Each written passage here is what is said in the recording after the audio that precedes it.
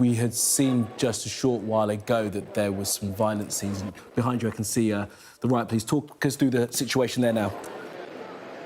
Yeah, it's really feeling volatile here. We've got a bit of standoff now between protesters and riot police. A peaceful protest, as it was advertised online, pro-British protest, started up at the Cenotaph, which is just behind where these people are gathered. They gathered there at 2 o'clock and then quickly marched down the main street, the police following after them. And then they gathered there and then rushed off and dispersed. So it's been a bit of a cat and mouse game with the police. You know, they've split up and gone to different areas and now congregated here. You can see behind me some of the disorder that is taking place. We've seen bricks and pavements dug up from the floor here, from the street, chucked at police. We're seeing other missiles being thrown at the police as well. Bottles there as well, as you can hear and see. And we've also got roads closed off. People not happy that they can't get to their cars, to their houses. We've seen somebody arrested and bundled into the back of a van, and also a riot van as well, which was badly damaged. And we've been hearing as well about a fellow media company, and their camera was smashed up. So it's feeling quite unpredictable, quite volatile. You can hear probably the police helicopter behind us. But where we're at now is this standoff, and Cleveland police have released an official statement. They say there is serious disorder and violence in Middlesbrough. They are asking people to stay away.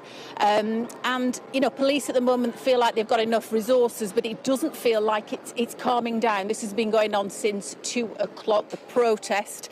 And then we've got this gathering here now and just waiting, really. Will the protesters disperse? They said they wanted a peaceful protest. That's what they said online. They said, let's gather here together. They said they were pro-British and they wanted to stand together for their families and for the country. But right now, it's not very clear what their motive is. They just seem to be causing trouble. Trouble we've seen, of course, overnight in parts of Liverpool. We saw it in Sunderland earlier in the week, and in Southport, of course, after those stabbings, which really has seemed to cause this unrest. And police are saying they're not going to stand for it. The Prime Minister as well has said, you know, they're going to come down hard on anyone seen causing this criminality and this chaos. Just the general public here are really worried. They say, you know, they don't want this happening in their town, and they don't want these people coming here and keeping this disruption that we can see in front of us. So if we just focus on what's happening here, this standoff, it's gone quiet just at the moment, but, you know, they keep rushing forward. We can hear the crowds just off camera. They're coming down now with wheelie bins. They're masked, some of them. They are launching a wheelie bin on fire there. You can see launching it at the line of riot police there.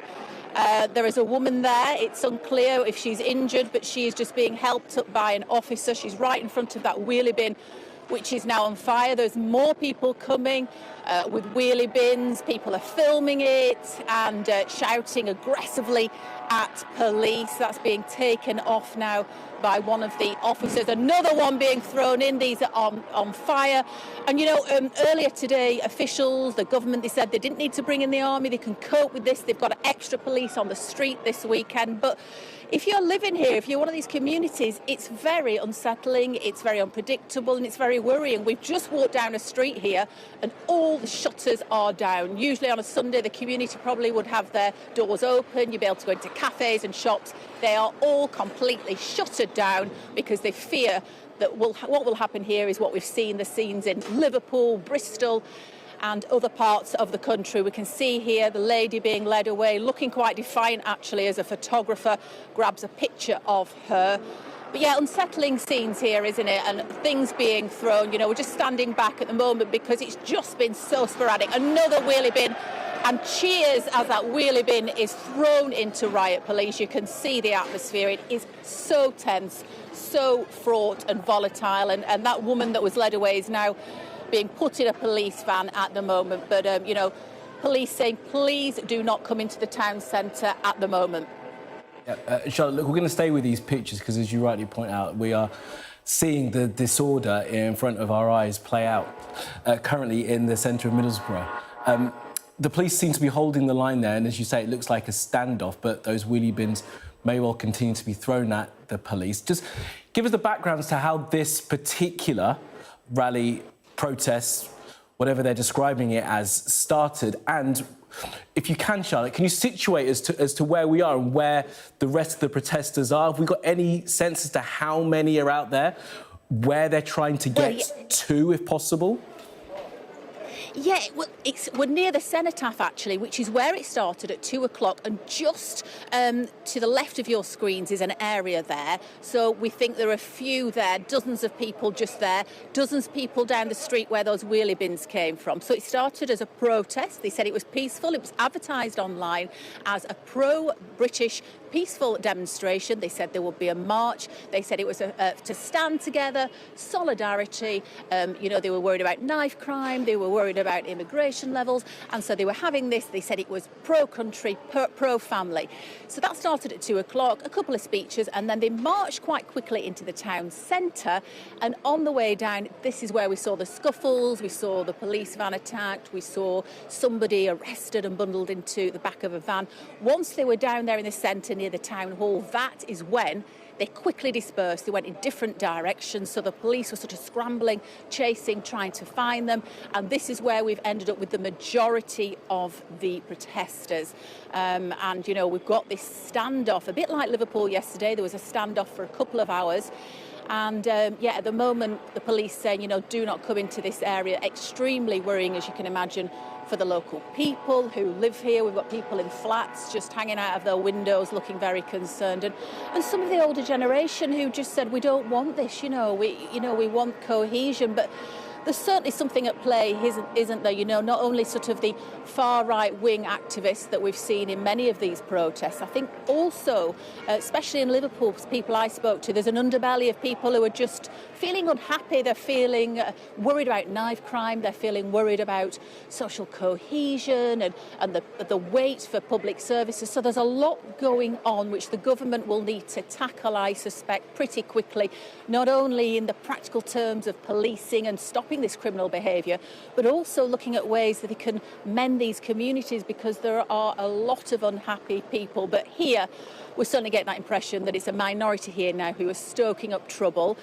No more wheelie bins at the moment, but, there are people masked, as you can see, standing there in front of the riot police, in front of the shields, looking for trouble and biding their time, it looks like. But, strong number you can't quite see in vision at the moment down the side streets and just in front of the cenotaph. Yeah, just looking at this, what I think is the flyer that was put out, as you rightly describe it, Charlotte, that's what they put on there, pro-British. It says, bring flags, friends and passion, and then use the word never surrender. I'm not quite sure what throwing wheelie bins at police has to do with that. And while you've been in the town centre, Charlotte, have you heard any of the protesters? Have they been willing to speak to the media, to journalists, and sort of give voice to why they've decided to take to the streets today and why they've decided to, get themselves into this standoff? Well, it's a bit like Liverpool yesterday, a very similar sort of sentiment. They think there's a two-tier policing system. They think they've been ignored and neglected for too many years. They're wondering, where they see it as a rise in knife crime. They say they want to protect their children, and they are not seeing the authorities supporting them. They say they're being left too long, ignored, their voices are not being heard, and this is how they say their voices will be heard. I mean, they said the voices will be heard through protests, but then it keeps descending into this disorder, doesn't it, and unrest, which is then sort of putting a very negative spin on what they're trying to achieve here. But they've said they're very shaken by those incidents on Monday, those stabbings, and they just don't see anything changing. They don't think that the Prime Minister, the government, is listening to them. They don't think the local authorities are listening to them. And so, this is the way they say their voices are going to be heard. They say the police are too heavy-handed. So this is... Oh, and we've just got a brick coming towards us here now, but we have got our safety equipment on. But, so the bricks are starting again. But, that seems to be the sentiment of people, that they are not being listened to, that society is not what it should be, and there is this two-tier system, and they feel like they are forgotten and being neglected. So some bricks now coming in. Yeah, Charlotte, you need to stay safe and keep your distance from all of that for those missiles being launched. I suppose at this point we're not able to see whether or not and tell whether or not these people are locals from the area that are on the streets or have come in, as we had suspected, from some of the other protests, as we can look at these pictures, they seem to be moving off away from this particular police line. I'm just looking at the Cleveland Police's social media as well. They've declared it as an incident, but I haven't seen anywhere yet, Charlotte, sort of a declaration of Section 34s or Section 60s to give them extra powers to do anything that they might need to do to deal with these people on the streets. No, we haven't seen that yet. We saw that in Liverpool, didn't we, of course, and in Bristol. So I can't imagine that's too far away. When you touch on that, I think certainly when I've been in Liverpool and Southport, it is some local people are getting involved, but there's definitely the sense of activists coming in and holding these protests, and then you're getting very young people. That's what I've noticed, particularly in these incidents. You know, I don't think we've seen disorder like this for a good 10 years. I remember 10 years ago it was a particular groups who would start this trouble, whether it was at football matches or in city centres.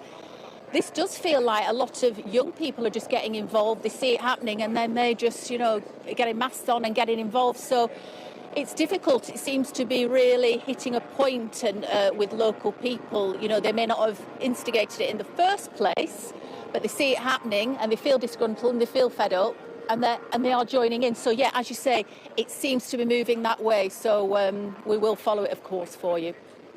All right, Charlotte, stay safe. Thanks for the reporting, and we'll be back with you later on, of course, throughout the afternoon and evening here on Sky News. I just want to show viewers as well